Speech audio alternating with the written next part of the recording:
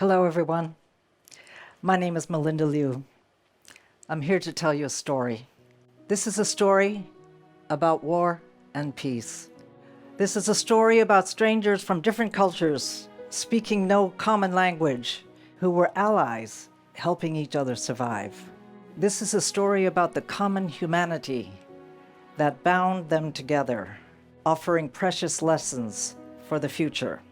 In April 1942, China had been engaged in war against Japan for years, but America had entered the war officially only after the attack on Pearl Harbor in December 1941. In retaliation, 80 American aviators trained in secret for a daring mission to try to stop Japan's series of stunning victories, in fact, in the Pacific. These Americans were called the Doolittle Raiders, after their leader, Jimmy Doolittle, who was a legendary American aviator. Together, their mission was to attack Japan's home islands, something that had never happened for centuries. The Americans had an audacious plan, daring plan, to use heavy bomber aircraft built to take off from land, but then to train their pilots to launch from an aircraft carrier in the open sea. This airplane, called the B-25, had never been used this way before. 16 of them, B-25s, undertook this very risky mission, made riskier even at the last minute because they had to take off earlier than expected.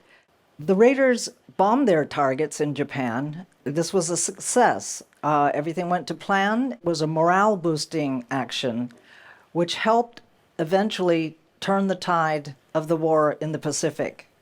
And as the pilots were running out of fuel in their aircraft over the Pacific, a miraculous tailwind actually blew them overland. Instead, they largely were over China. As a result, the Americans had to bail out using parachutes over China, landing in 4 provinces, mostly Zhejiang and Jiangxi province, in areas occupied by the Japanese. You can imagine, most of these aviators found themselves alone, hungry, lost, and being hunted by Japanese troops. They were discovered by Chinese strangers, grassroots farmers, fishermen, guerrillas, military, even bandits. Most of these residents had never even seen a foreigner before. They had no idea who these people were. One by one, however, the aviators were sheltered and fed and helped to escape from the Japanese. Of 80 raiders, 8 were captured by the Japanese troops, but 64, which is a surprisingly large number given what their circumstances were, made it safely to the areas of China that were occupied by the Chinese, thanks to the kindness of these Chinese strangers. By sheer serendipity, total coincidence, my late father, Tung-Sheng Liu, was one of those strangers, and that's why I'm telling you his story today. He was a graduate of Tsinghua University, majoring in aeronautical engineering. He had been teaching in Kunming, where, as many of you know, Tsinghua had relocated to try to get away from the Japanese troops. It was reestablished at part of a university in Kunming called Xinan Lianda. My father, in April 1942, was waiting in a small town near Ningbo to be sneaked over the Japanese line to get to Western China. One evening, one of the locals came to his door, knocked on the door, and asked what should have seemed like a strange question. "Do you speak English?" And my father answered truthfully. He said, "Yes, I speak a little. Some of my university course material was in English." So they said, "Come with us and bring your suitcase." He didn't know what to expect. He was taken to a room, and inside were 5 white men in muddy uniforms, unshaven, hungry, and very suspicious, and of course, a little scared. They were the number 2 crew of the Doolittle Raiders. They had just bombed Tokyo, and they actually managed to crash land in a rice paddy not too far away. The problem was nobody could communicate with them. and they couldn't communicate with anybody. Everyone was nervous in the room because of this lack of communication. Immediately, my father determined that he would help as much as he could do. He became their translator, he became their guide, he traveled with them to get away from these dangerous areas. And from that point on, the Chinese, now being able to communicate, gave them incredible hospitality given the risks that were involved. Food, transport, protection, even had big gatherings in some towns away from the pursuing Japanese troops. My father traveled with crew number 2 to what is today called the city of Chuzhou in Zhejiang province. Other raiders were also gathering there, and they prepared for onward travel to Chongqing. He told me often that he spent time hiding in a large air raid shelter there, sometimes for almost the whole day, to protect themselves from Japanese bombing. His encounter was not unique, I have to say.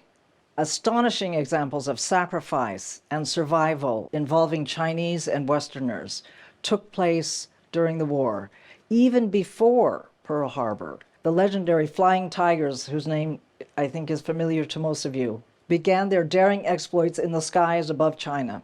They were mostly Americans, led by Claire Chennault, who fought under the Chinese military. The Flying Tigers shot down an extraordinary number of enemy aircraft, given their small numbers, and helped keep open the vital transport links through which supplies from British-held airports in India were brought to Western China, helping cities like Chongqing, Kunming, Chengdu, helping them stay alive.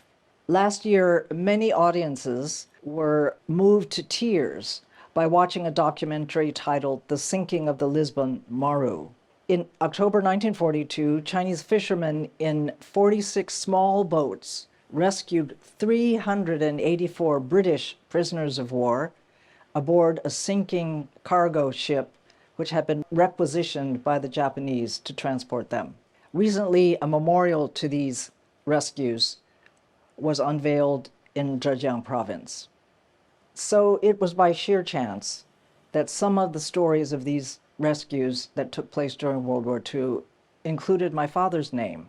After his life-changing encounter with the Doolittle Raiders in 1942, my father and mother fulfilled their dream, which had been postponed by the war, to pursue further education in the U.S. So they were both in Minneapolis, Minnesota.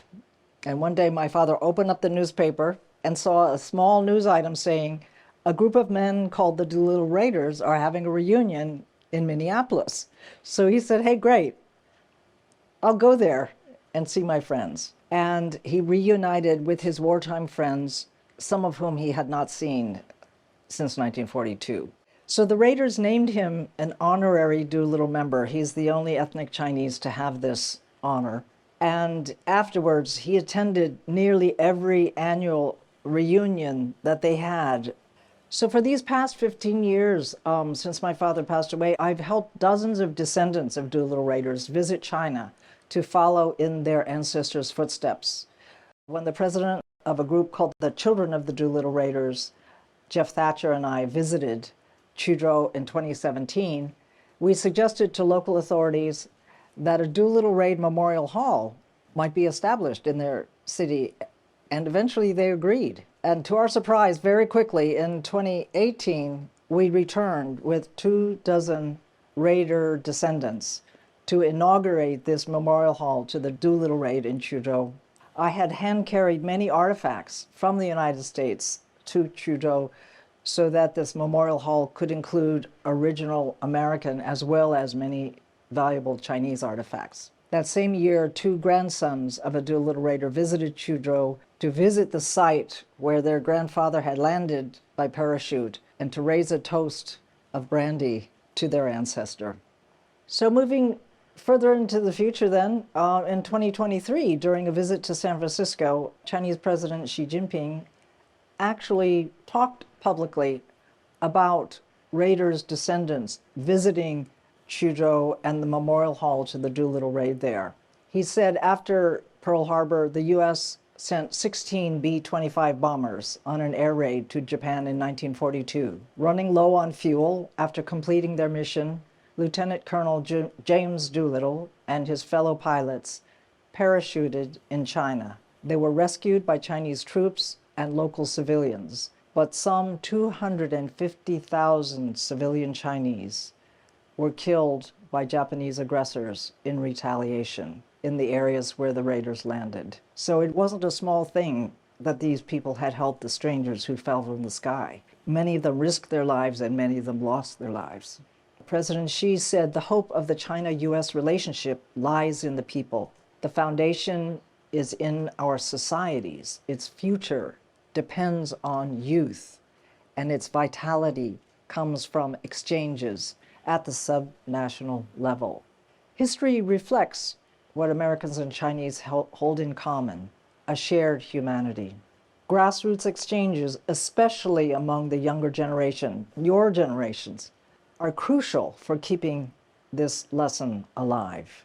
I believe outreach to younger generations helps them carry the legacies of World War II into the future. Above all, the most important World War II lesson is that even under the shadow of death, the shared spirit of humanity manifest in acts of courage and mutual aid bound Americans and Chinese together. It's a powerful force that transcends borders and endures through history, a force that we need more than ever today. Thank you very much.